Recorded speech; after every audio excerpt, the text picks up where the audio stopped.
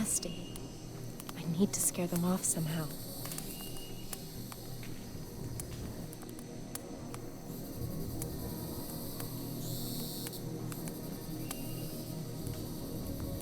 This is getting really weird. Those red eyes. There must be more than a dozen of them out there. Perhaps I can find something to scare them off before they realize my fire isn't so scary after all. Like hell I will. I'm staying right by the fire. No mistake.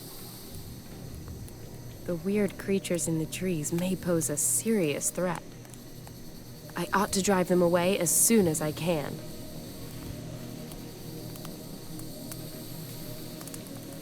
Maybe it'll give them a fright. They're gone. Hopefully they're gonna stay gone too. It won't be too long now until sunrise.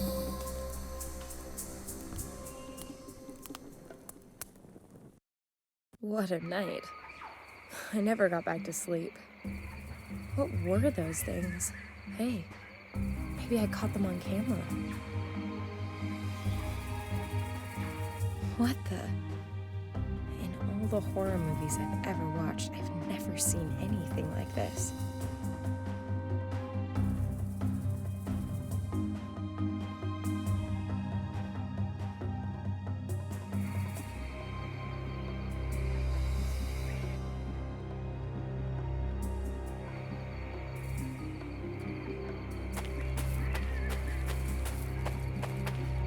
It's a westerly direction to get to the mission. Professor, I'm on my way.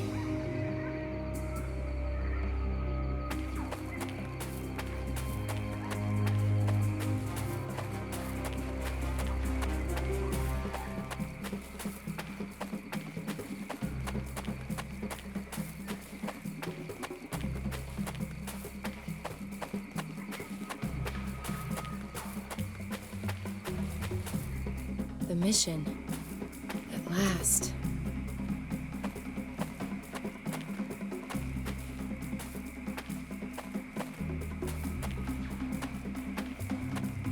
Hello? Anyone home? God be praised, my child. What can I do for you? My name is Samantha Peters. I'm looking for a group of scientists. Their leader is called Professor Hartman. According to the notes I found in their camp, they were headed here before they disappeared. Yes, the men you're looking for arrived here yesterday. Finally, I've caught up. Can you take me to them? Unfortunately, that's not possible. They are in quarantine. Quarantine? They are very ill. They have high fevers and are unresponsive. Nobody is allowed near them until the doctor gets here. We want to avoid any possible spread of the disease. Can't I at least have a brief talk with Professor Hartman? It really is very important. The professor isn't here. Not here? Where is he? If I've understood the men correctly, they were attacked at night and the professor was taken away. Damn it! Do you know who attacked them? You have to go now, my child. It is not safe here when the darkness falls. What aren't you telling me? What is it that you're so afraid of? I'm not going anywhere until you tell me what's going on here. Child, I just want to protect you. If I let you in, you could become infected. And outside, you are not safe from the... Yes, not safe from what? In the scientist's notes, it says that one of them was attacked by some animal species he didn't recognize before he became ill. That was no animal. Well, what was it then? For Christ's sakes! Oh, forgive me. Our Father, who art in heaven. Listen, sister. You will now talk, or else I will break the fifth commandment. Who ambushed the scientists and dragged off the professor? They come from above. The trees. Locals? Rebels? Hunters? No, not humans. Well, what then? Not animals? Not humans? Aliens, perhaps? The Asambosam. Asambosam? Never heard of them. Ancient Ashanti legends tell of strange nighttime beings that lurk in wait for their victims among the boughs of the trees. They pluck unfortunate souls from the ground using their long, sharp claws and then drag them off to their caves where they then suck the blood from their victims' bodies. So what does your boss have to say about your believing in such blasphemous scare stories? Scare stories? When you have lived among the Ashanti as long as I have, there's very little that appears unbelievable. Let's reel this conversation back in from the nether regions of God's asshole and stick to the facts. I shot this photo last night. This little freak was one of a whole group sitting in the trees above me. Might this be one of your Asambosam? Holy Maria, Mother of God, you can count your blessings that you are still alive, my child. So these freaks really have schlepped off the professor then? Suppose it's true. Where would the Asambosam take their victims? Into their caves. I got that bit. Where are they exactly? My child, you really don't want to go there. Yes, I do. There's one hell of a real scoop of a story there for sure. And I just might be able to save the professor while I'm at it. That is, as long as these things haven't sucked him dry already. Then I really won't be able to stop you, my child. Wait here a moment. This will be a great help to you on your reckless undertaking. Take it. What is it? Some intense studies of the Asambosam and Ashanti legends. Thanks. May the Lord watch over you.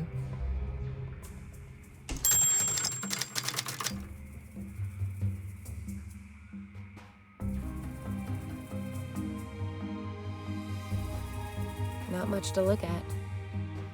I won't get any more out of the sister. With any luck, everything I need to know about the Asambosam caves will be in this diary.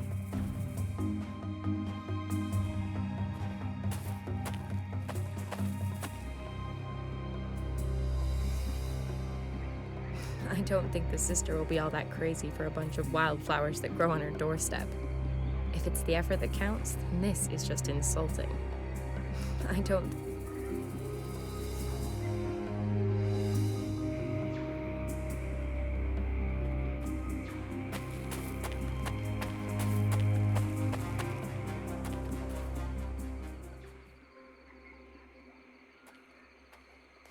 Julius, 1767 to 1832. Here lie my mortal remains. I just wish they were yours. That's terrible.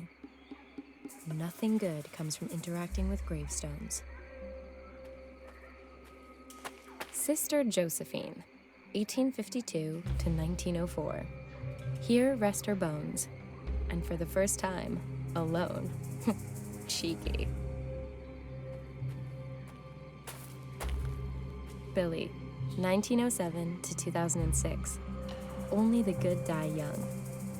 Either he had a low opinion of himself or a wicked sense of humor. On the gravestone it says, J.H.M. Excuse me for not standing up. Must have been a proper gentleman. Or a Groucho Marx fan.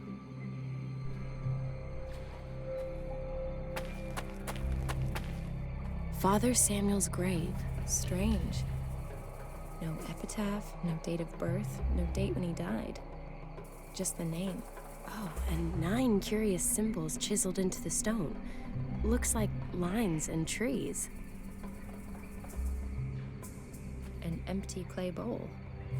Who left this here?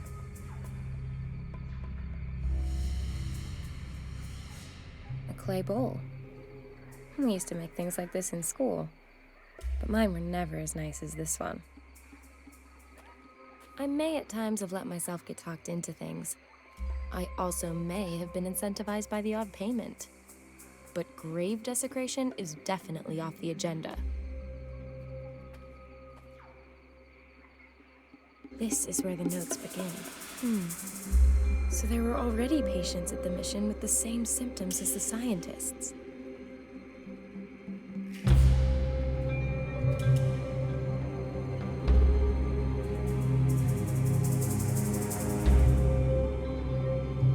So were these men under attack from the same creatures?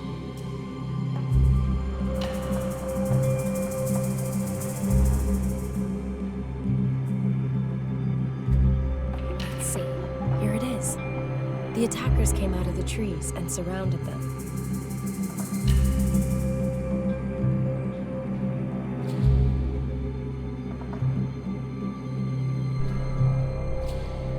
Interesting. There had also been similar cases in the past.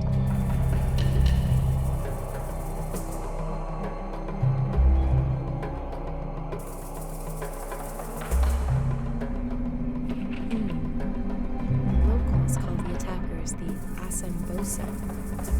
They're also supposed to be responsible for transmitting a virus. The old Ashanti shamans were able to control these mysterious beings and could protect themselves from the disease.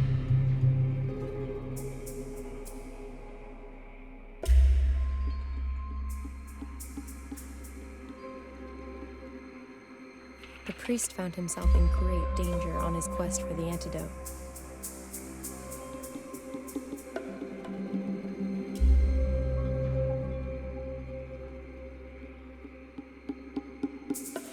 The Asambosum exist. Now it's gonna get interesting.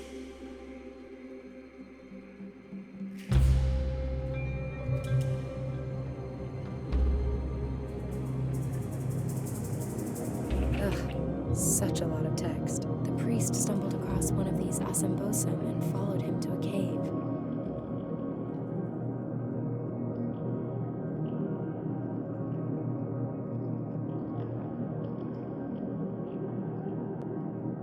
Translation of the inscriptions at the cave entrance brought something astonishing to light. It detailed a description of a ritual which could protect against catching the Asambosum disease, and which could also cure it.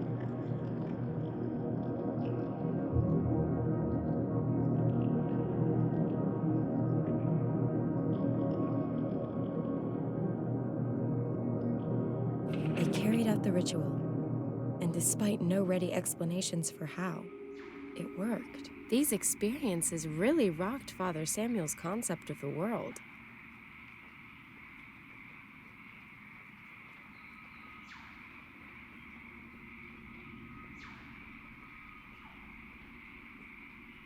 This is where it lists what you need for the ritual and how to carry it out.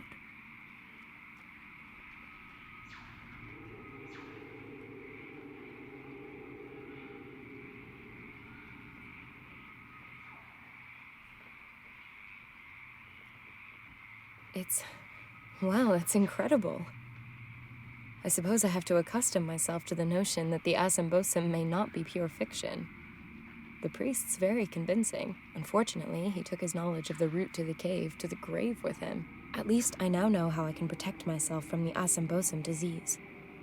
When I find out where they're hiding, I still might be able to rescue the professor. Oh, a loose page has fallen out. It's blank.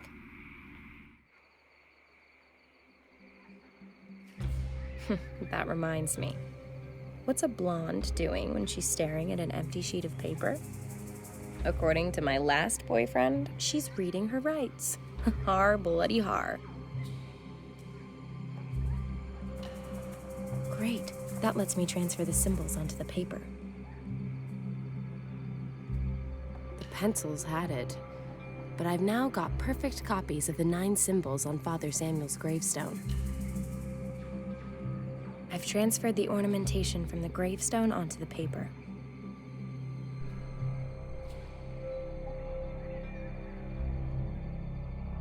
Okay, I'll carefully cut out the different symbols.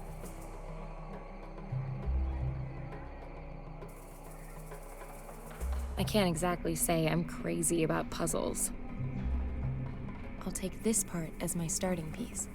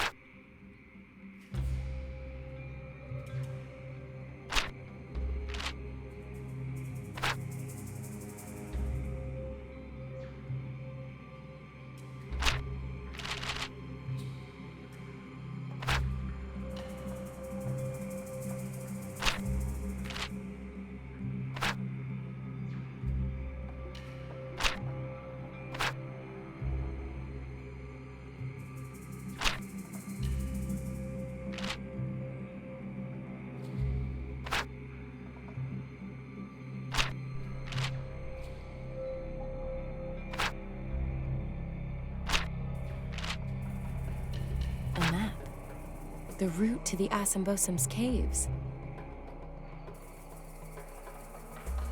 Father Samuel drew in the route to the Asambosum caves on this map.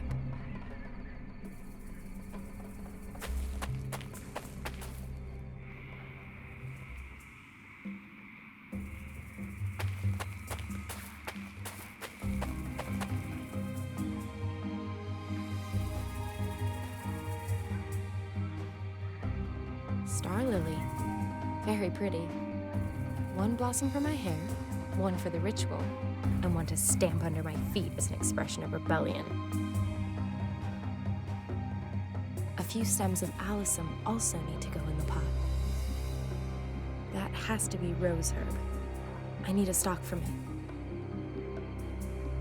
One blossom from the hyacinth is enough, according to the diary. Looks like the Goethe plant. I'll pluck myself a blossom from it.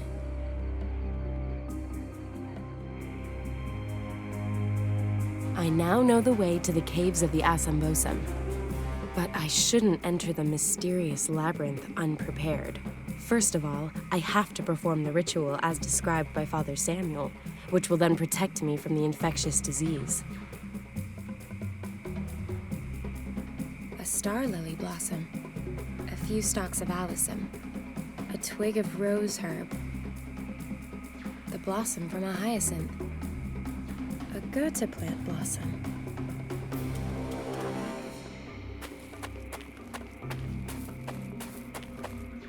The Asambosum's caves must be near here. Hopefully the professor's doing all right.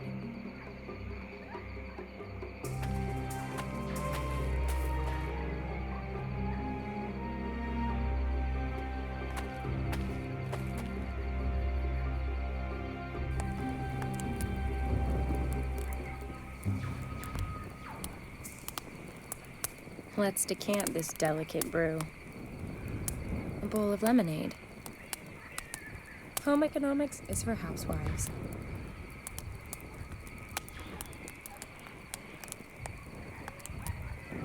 Boiling the lemonades produced a thick, sticky syrup. The lemonade is boiled down to a thick, sticky syrup.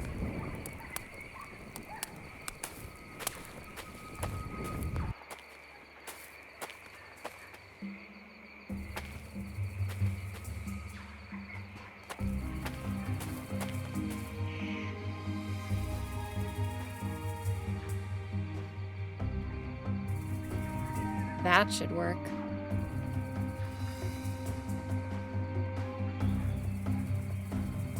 Gotcha. The ant stuck to the brush. Almost too easy. I had to give it a go with chopsticks.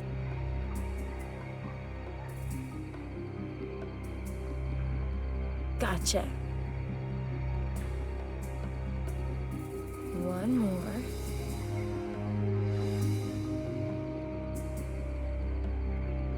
A respectable kill. Peters, the big small game hunter.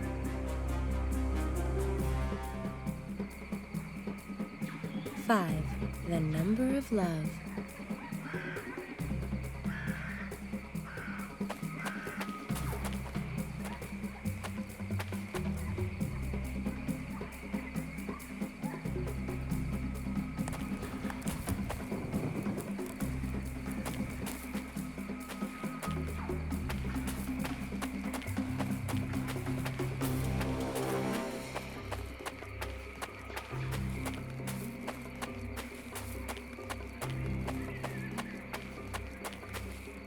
The entrance to the caves, and no sign of the professor. I'd better go in and take a look. After carrying out the written instructions for Father Samuel's protection ritual, of course. I have absolutely no inclination to go catching hideous jungle monster disease. I now know the way to the caves of the Asambo. First of all,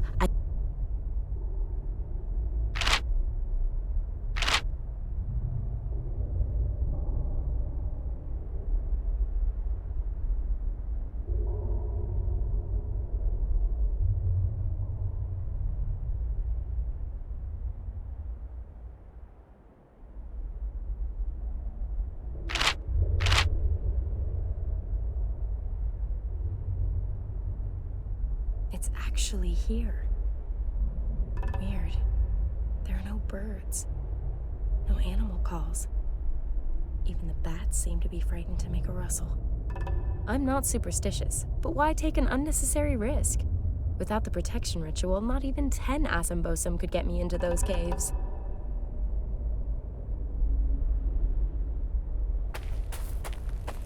The pot's empty.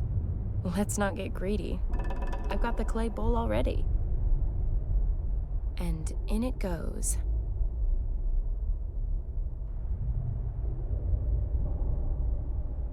And in it goes.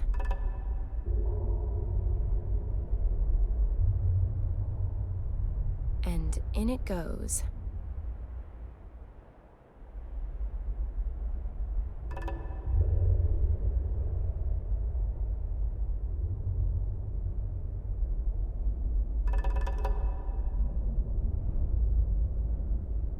So, that ought to be all the ingredients. That's the ingredients done with. Now all it's missing is a little fire. I'm glad that I don't have to carry that stuff around with me anymore. Let's see what happens. Ugh, the way that stinks, just the smoke could keep pretty much anything away from me. Smokes like my socks are on fire and smells like a wet fox. What the hell, so long as it confers improbably vast immunizing properties.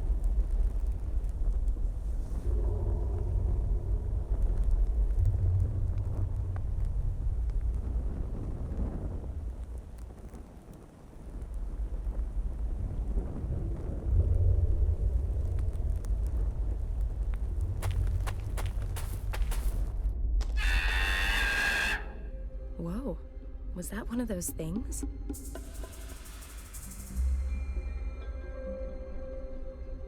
A mask with eyes, mouth, and some kind of war paint.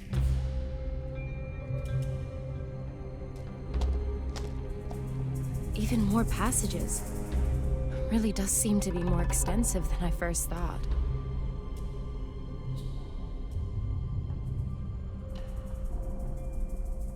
There's a mask hanging on the wall here as well.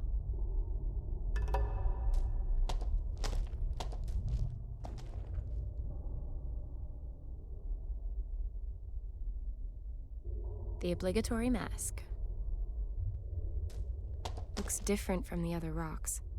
What is it?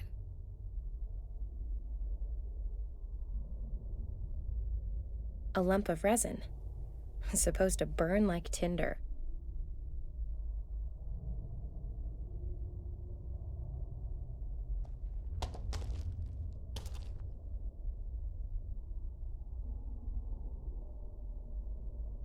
Are the Asambosum fans of masquerade balls?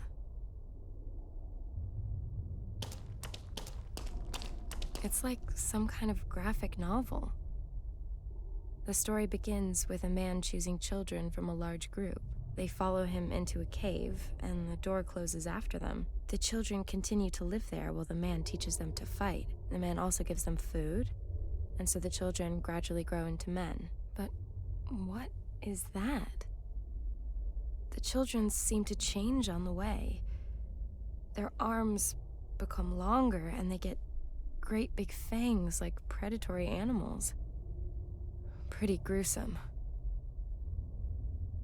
The poor children. If I only knew how they were changed, they'd make the story of the century. Perhaps the professor knows the answer. If he's still alive.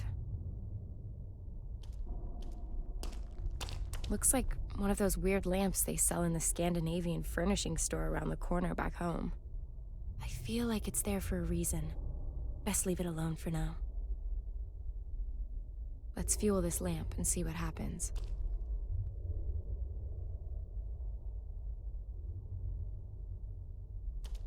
The resin's burning. The lamp's focusing the glow from the burning resin onto the cave wall. I should take a closer look. I feel like it's there for... The poor child, perhaps the professor... The professor has to be somewhere in this labyrinth of caves. But keeping my orientation within this maze of passages and chambers isn't gonna be easy. Could the masks on the wall somehow be pointing to the way I need to go?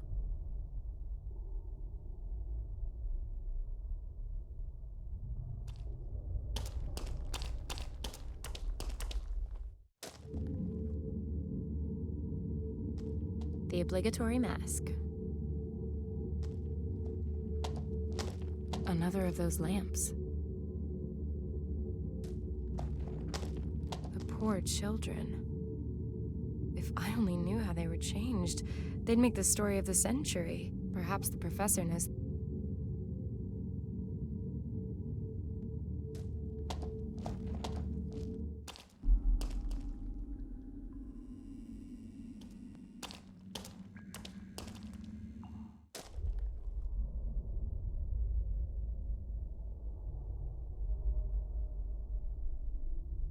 Are the Asambosum fans of masquerade balls?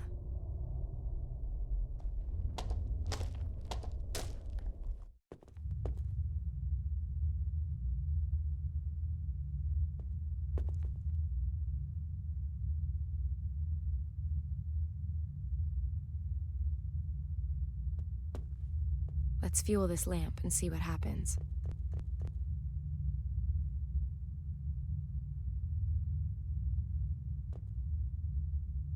The lamp's focusing the glow from the burning resin onto the cave wall. I should take a closer look.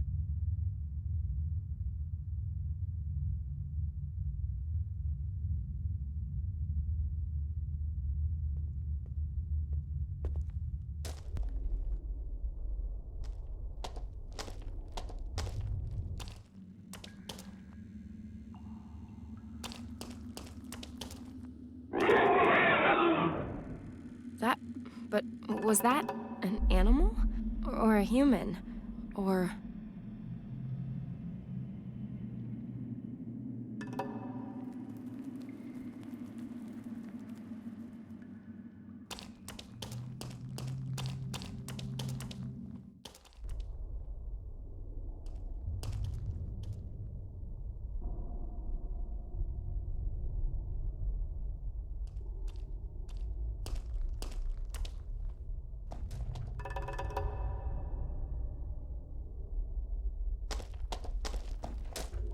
Let's fuel this lamp and see what happens.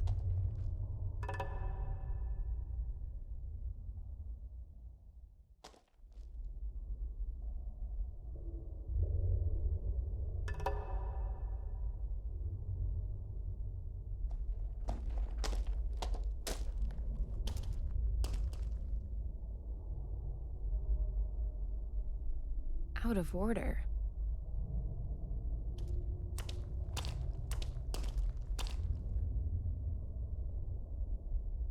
Out of order.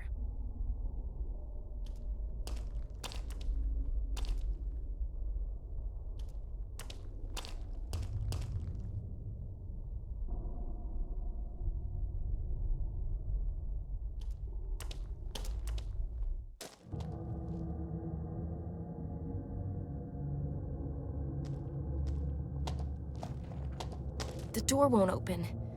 It's the end of the line. This mechanism with the 5 stone wheels would appear to open the door in this room.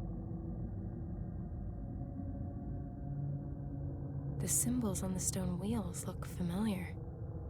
The symbols on the stone... Nothing. In which positions do the individual stone discs next to the locked door have to be arranged? The solution has to have something to do with the wall paintings in the caves. The fact that they show the same symbols as are on the stone discs can't be a coincidence.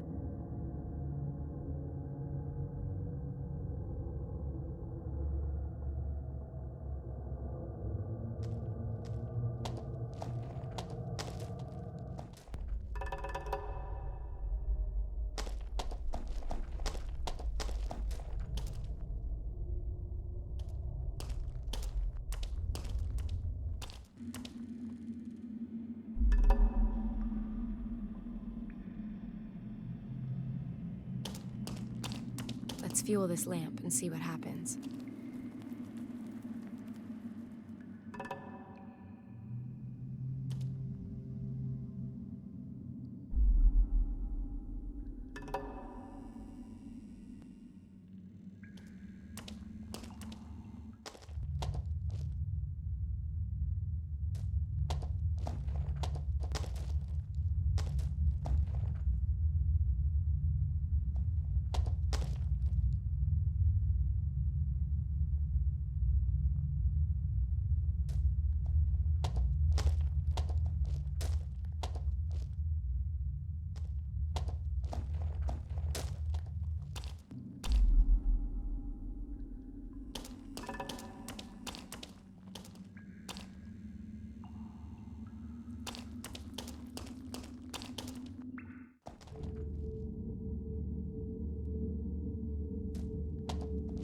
Let's fuel this lamp and see what happens.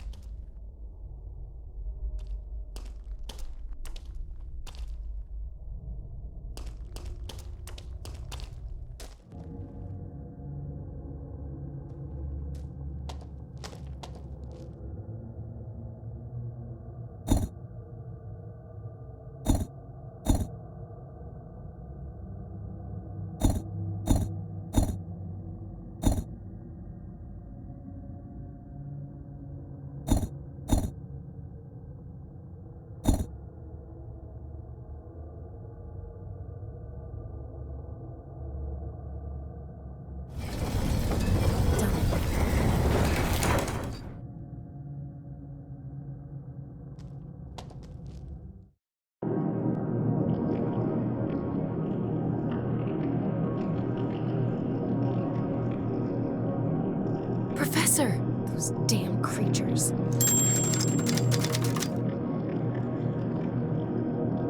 I can only help the scientist once I've driven off the Asambosum creatures.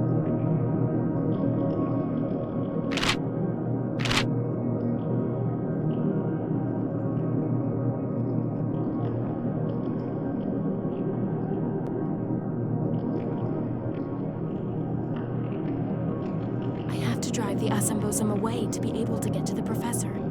They are cute, in a Lovecraftian sort of a way. But no hugs today. I wouldn't like to make myself any more obvious to the Asambosum. I don't think the ritual protects me from being eaten alive.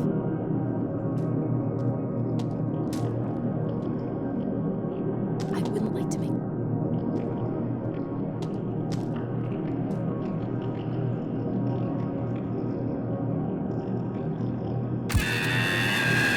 Things are getting tight here. The battery's almost empty. Herr Professor! Professor Hartman, can you hear me? He's obviously in some considerable pain. I'm not going to be able to move him until those wounds are patched up and he's feeling better.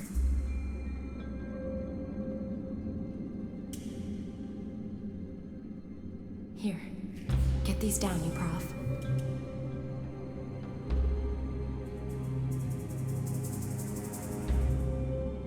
That should keep the blood off my clothes, and, broadly speaking, inside him. At least until I get him out of here. That will have to do until we get back to the mission. Looks like Sister Sam has done a good job. Don't worry, Professor. I'll get us out of here.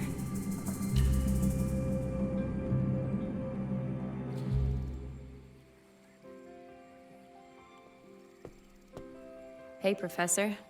You look considerably less shit than you did when I found you 2 days ago. Welcome back to the land of the living.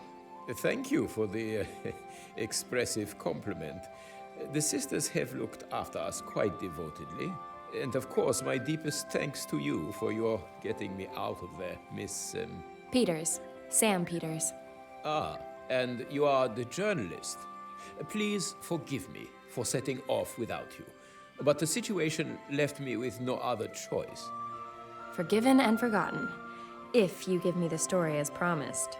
Of course. So you have a few minutes for me then? Take a long look at me.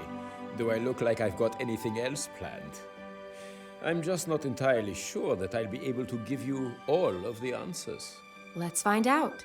You want to know what the Asanbosam are? Spill it, Prof. They are humans, I'm sure of that. Did you see the wall paintings in the caves? Yeah.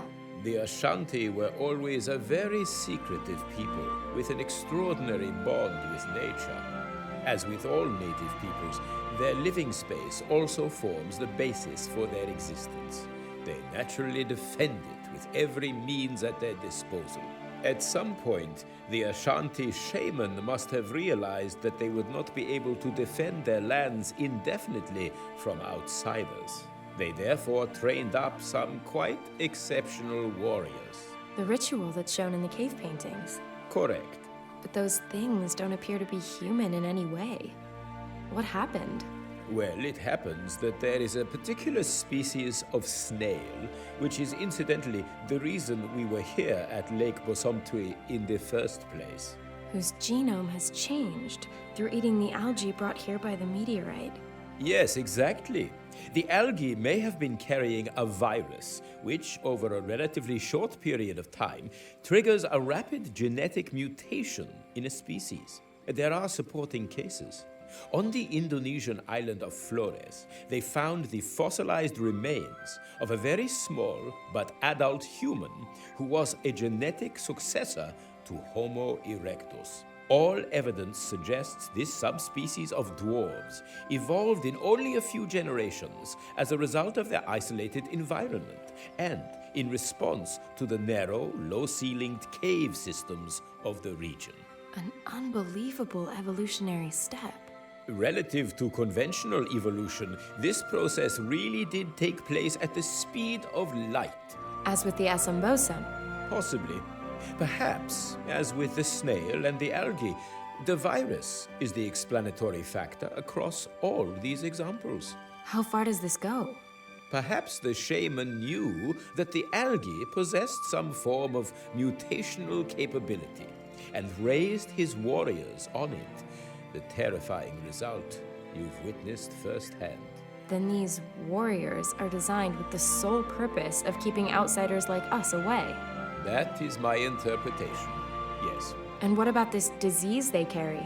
That, alas, is one of the questions I cannot currently answer. The Asanbosam themselves appear to be immune to it. Perhaps it's a further defense mechanism. Do you think that they killed anyone? No, at least not directly. The evidence so far suggests they were designed to keep potential aggressors at bay, not to actively eliminate them. So what now? As snail research goes, Professor, this story is more sensational than most. That may well be the case. But? The shaman and the Ashanti have only been acting in the best interests of their people and in perceived self-defense. And that justifies their turning children into monsters? We don't have to approve morally. But does morality apply in the case of survival? Doesn't every nation do reprehensible things every day in the name of survival? Clearly, we are not the first Westerners to come here, and I doubt the intentions of all such visitors are as benign as our own. In this special case, I have to ask myself, even as a scientist, is knowing the answers more important than doing the right thing? Answers are what we're paid for. Then I hope never to see the day that we run out of questions. Do what you think is right. So, I have to make a decision. Should I go ahead and publish the story?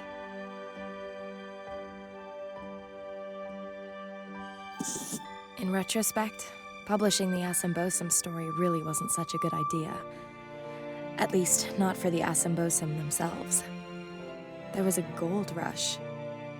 Scientists, journalists, tourists, even big game hunters. The military looked on and did nothing.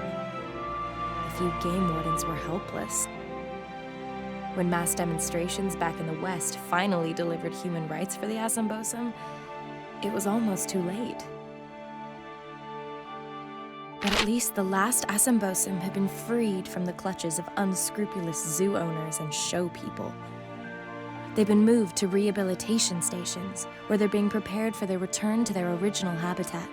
The Basumtwi has been declared a World Heritage Site and Nature Reserve, monitored by an international protection force. Oh yes, and as for me, well, the story made me a small fortune, some amount of fame, and a not-so-small sailboat. In fact, a vast one. So, not such a bad ending after all.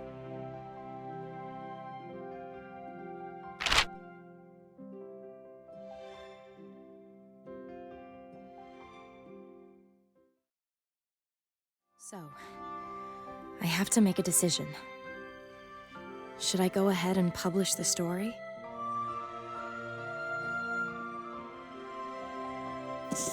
I simply didn't have the heart. May a cloak of silence remain forever over the existence of the Asambosum. Freedom really is so much more important than anything else. Talking of freedom, that's something I can also enjoy limitlessly, though sadly not on my little sailboat. When I got back to Hamburg without a single line of copy, my editor flipped and bounced me back onto the street. Whether or not he managed to get over the small heart attack that followed, I'm afraid I don't know. And frankly, I don't give a damn.